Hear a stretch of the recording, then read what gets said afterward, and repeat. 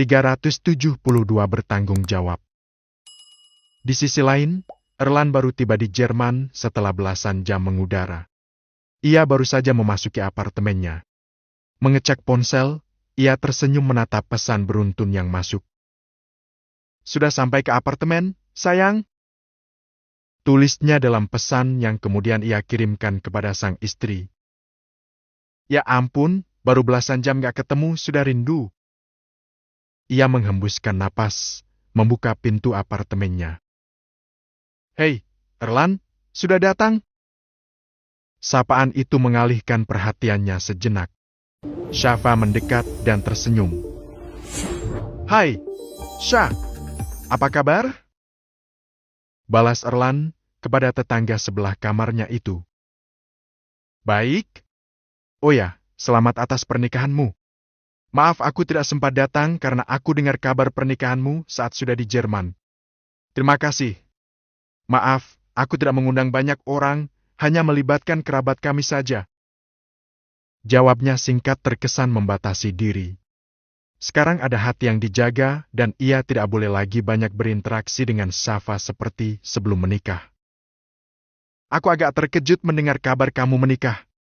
Karena sebelumnya tidak ada tanda apa-apa. Kamu bahkan sempat bilang belum mau menikah." Erland terkekeh. "Apa boleh buat, sudah ketemu jodohnya." "Hang, aku ikut senang. Perempuan yang mendapatkan kamu pasti sangat beruntung." "Tidak. Justru aku yang beruntung mendapatkannya. Dia gadis yang sangat mahal bagiku." Wanita itu tersenyum. "Manis sekali. Tapi, kenapa kamu datang sendirian?" "Ya, sebenarnya aku mau membawanya, tapi kasihan kalau aku tidak ada, dia tidak ada teman di sini. Takut bosan. Makanya aku berangkat sendiri." "Oh." Erland mengulas senyum. Namun, kemudian terdengar deringan dari ponselnya. Gegas ia mengeluarkan benda pipi itu dari saku jaketnya. "Aku masuk duluan. Mau jawab telepon dari istri." "Silakan." Balas Shafa tersenyum, memandang punggung tegap yang kemudian menghilang di balik pintu. Kembali ke rumah keluarga Darmawan. Pagi itu Joe dan Coba Raffi kembali permainan mendatangi Flinko rumah baharu. itu atas Anda permintaan hanya Kali. perlu menekan butang Mereka pada duduk masa yang bersama betul berbicara di dalam supaya sebuah bola ruangan jatuh pada tertutup. sel. Vio sudah setuju untuk menerima tanggung jawab Raffi. Ucap Galih tepat di hadapan Joe dan Raffi. Dua lelaki itu menghela napas. Raffi terpejam. Kepingan rasa bersalah kembali menusuk ke hati. "Tapi, untuk dia ada beberapa permintaan." Imbuh Galih menatap Joe. "Tentu saja, apapun itu akan kuberikan." Balas Joe. Dia tidak ingin pernikahan mereka diketahui banyak orang. Dengan kata lain, pernikahan mereka akan dilakukan secara tertutup dan hanya melibatkan keluarga inti. Setidaknya sampai mereka siap untuk mengumumkan pernikahan itu. Terang Galih. Vio tidak mau pernikahan mendadak ini akan membuat orang lain berpikir buruk dan curiga. Apalagi kejadian di villa kemarin masih membuat temannya bertanya-tanya. Aku mengerti tentang itu. Apapun keputusan dan keinginan Vio akan kami penuhi. Raffi yang sejak tadi menunduk itu hanya diam tanpa suara. Sesekali matanya memandang ke arah pintu kamar yang berada tak jauh dari ruang keluarga. Tertunduk lesu, rasa bersalah menyusup ke hati semakin dalam. Khawatirkan jika apa yang ia takutkan akan terjadi, bahwa Vio akan sangat membencinya. Ingin sekali rasanya ia menerobos masuk ke kamar itu dan berlutut di hadapan sang gadis. Meminta maaf atas kelalaian dan ketidakmampuannya dalam mengendalikan nafsu yang menyeret mereka ke dalam lembah dosa. "Om, apa boleh aku bertemu Vio?" Tanya Raffi kepada Galih. Setidaknya, ia ingin menjelaskan sedikit dan memohon maaf kepada gadis itu atas kesalahan semalam. Galih menatap pemuda di hadapannya dengan raut sedih. Ia tahu Raffi merasa sangat bersalah. Namun, ia pun tak dapat memaksa putrinya. "Lebih baik jangan dulu. Vio masih sangat syok. Semalaman dia terus menangis dan tidak bisa tidur. Dia mengguyur tubuhnya dengan air selama berjam-jam." Rasanya dada semakin sesak, Raffi menarik napas dalam dengan mata terpejam. Tangannya bergerak mengusap wajah, lalu tertunduk dengan frustrasi. Titik bening jatuh dari matanya. Tenanglah, nak. Semua akan baik-baik saja. Ucap Joe mengusap bahu putranya. Vio pasti merasa hancur, ayah.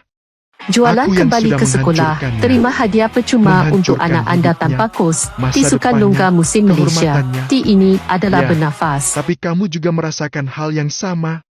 Kalian sama-sama terluka karena kejadian ini. Tak ada yang dapat Joe katakan lagi. Sebab saat ini bukan hanya Vio yang merasa hancur, bahkan Raffi pun sama, bahkan lebih. Di dalam kamar Riana sedang menemani putrinya yang duduk melamun di depan jendela. Menatap ke angkasa dengan tatapan kosong. Kita keluar sebentar ya, nak. Ayah kamu sedang membicarakan pernikahan kalian. Kamu juga perlu tahu apa yang mereka bicarakan. Gak mau, Bunda. Aku mau di sini saja. Aku malu ketemu mereka. Papa, Mama Eileen, Om Joe dan Ibu. Aku malu di hadapan semua orang. Ya sudah, sayang. Gak apa-apa. Istirahat, ya. Ucap Riana. Apa yang kamu rasakan sekarang? Badannya sakit, Bunda. Keluh Vio merasakan seluruh tubuhnya pegal setelah kejadian semalam. Mau Bunda pijat biar sakitnya berkurang? Vio hanya menyahut dengan gelengan kepala.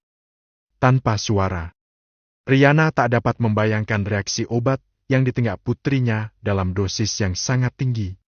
Bahkan membuatnya tak mampu mengingat rentetan kejadian di villa. Mas, aku mau memberitahu kabar baik. Ucap Bian yang sedang berbicara dengan suaminya melalui sambungan telepon. Kabar baik apa, Senorita? Apa kamu hamil? Gurau Erlan membuat bibir istrinya mengerucut. Bukan. Apa dong? Biasanya kan kalau istri ngasih kabar baik ya karena hamil. Bian terkekeh. Jualan kembali ke sekolah. Terima Kan hadiah kamu yang percuma bilang jangan untuk hamil anak dulu. anda tanpa kos. Hey, Em. Tisukan Lungga Musim Pacaran aja dulu, kata Umi sama Abi. Pacaran jarak jauh. Ucap Bian manja. Ya udah, kabar baiknya apa? Kabar baiknya, Kak Raffi dan Vio akan menikah beberapa hari lagi. Kamu gak sedang bercanda, kan? Ya Allah, Mas. Apa aku bisa bercanda untuk urusan sepenting ini? Lagi pula, Mas Erlan dekat dengan Kak Raffi, apa gak dengar kabar? Enggak. Beberapa hari ini aku sibuk, sayang. Kenapa mendadak begini? Alhamdulillah, Mas. Mungkin sudah terbuka jodohnya. Kita doain mereka aja, ya? Ya, sayang. Semoga mereka berdua bisa membangun keluarga sakinah, mawadah, warahmah, amin. Erlan mendesah pelan. Sebenarnya ia sudah tahu masalah antara Raffi dan Vio, sebab ketika Raffi dalam keadaan bimbang, dirinya lah yang akan dihubungi untuk pertama kali. Bahkan kejadian di villa pun Erlan sudah tahu. Namun, di hadapan orang lain ia akan berpura-pura tidak tahu, termasuk di hadapan Bian. Hal itu ia lakukan demi menjaga kehormatan Vio. Kamu gak pulang untuk menghadiri pernikahan mereka? Tanya Bian setelahnya. Untuk menghadiri pernikahan mereka atau untuk temenin kamu begadang? Lagi, lelaki itu sengaja menggoda. Ia dapat membayangkan betapa menggemaskan pipi Bian yang merona saat ia menggodanya. Ah, Mas!